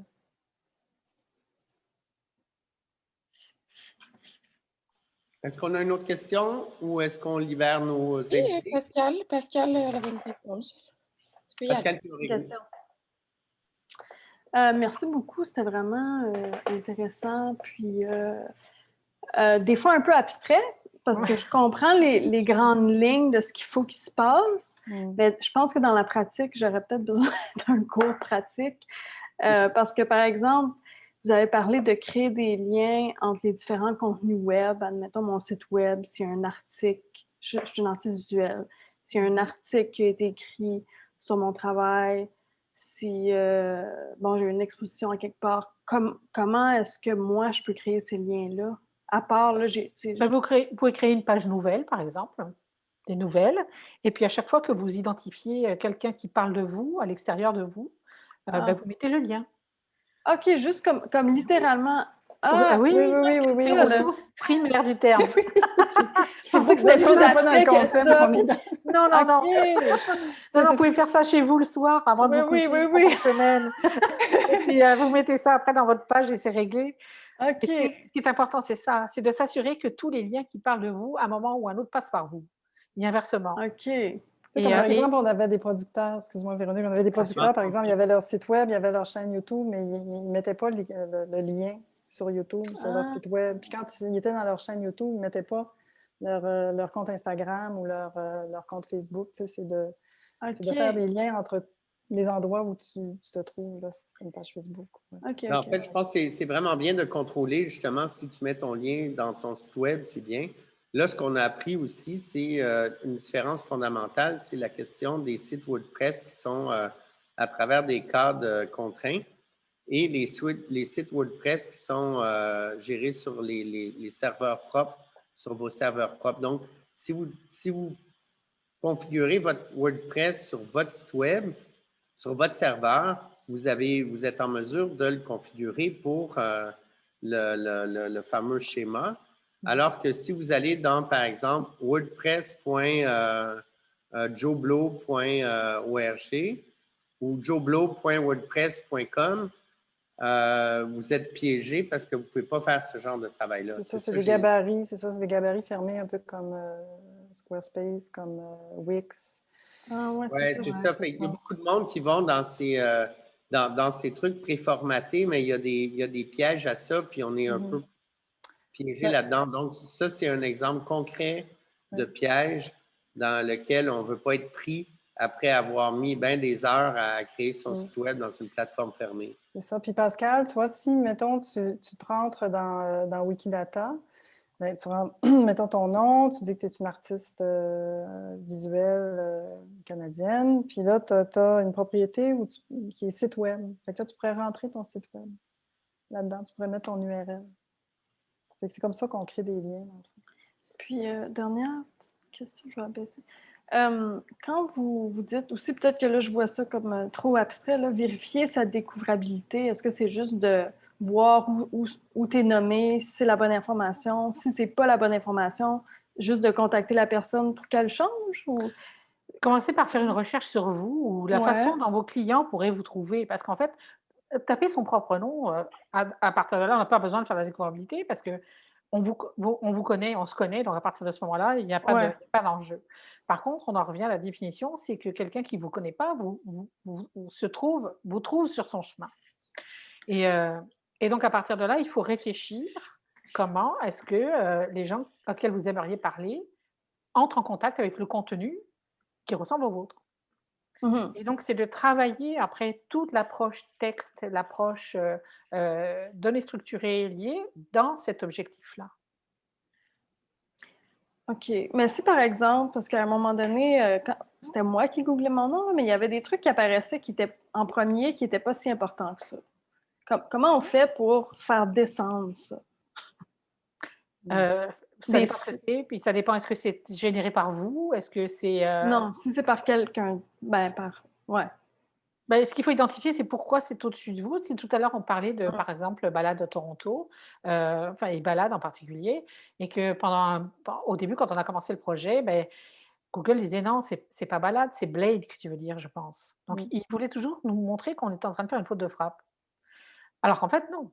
Et donc, on a travaillé pour dire à Google, non, non, regarde, Balade, ça existe.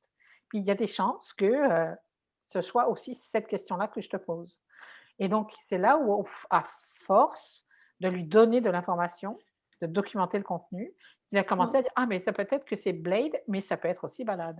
Et qu'il m'a commencé à me donner le choix entre les deux. Donc, il faut toujours contextualiser ce que vous voyez en termes de découvrabilité. Qu'est-ce que le moteur de recherche, qu'est-ce que le résultat vous dit?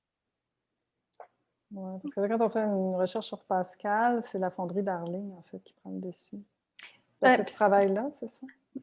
Non, j'avais un Non? atelier là-bas, puis j'ai fait une exposition OK. là-bas. Mais ça, c'est correct. J'aimerais mieux que ce soit mon site que eux, là. Mais Mhm. eux, je pense que justement, ils ont Donc, il plus. faudrait travailler votre site pour en faire, pour le Ouais, coller en haut. Parce ouais. qu'il faut que quand on rentre votre nom, votre site ne pose aucune, que le moteur de recherche soit capable d'identifier que c'est définitivement c'est vous, quoi. Ben, c'est quand même moi. Tu sais, l'autre, c'est Oui, quand même moi, mais c'est pas. Oui, c'est- mais c'est ça, temporairement, la carte de connaissance à côté, Ouais, c'est celle de la fonderie. ouais, c'est c'est ça. ça, Ouais, ouais. Ah, c'est ouais, ça. OK. Sur ça, je vous laisse continuer à échanger autour de questions spécifiques. Vous pouvez toujours Ouais. échanger entre vous.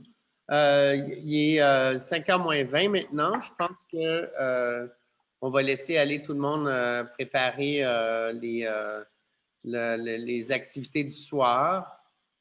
C'est Alors, super, Suzy. ben, merci de votre présence. Puis merci André, merci Véronique, merci tous les gens qui ont participé. On était plus de 25 personnes aujourd'hui. Mhm. Alors, c'est un rendez-vous la semaine prochaine autour de l'édition savante. Ben, Avec, merci beaucoup. Merci beaucoup pour l'invitation, puis pour l'interaction aussi. C'était vraiment merci C'était beaucoup vraiment le fun. pour la confiance que vous nous avez fait. Oui, ça fait merci. plaisir. Ben, on avait confiance déjà. Ouais, merci quand même. On ne sait jamais.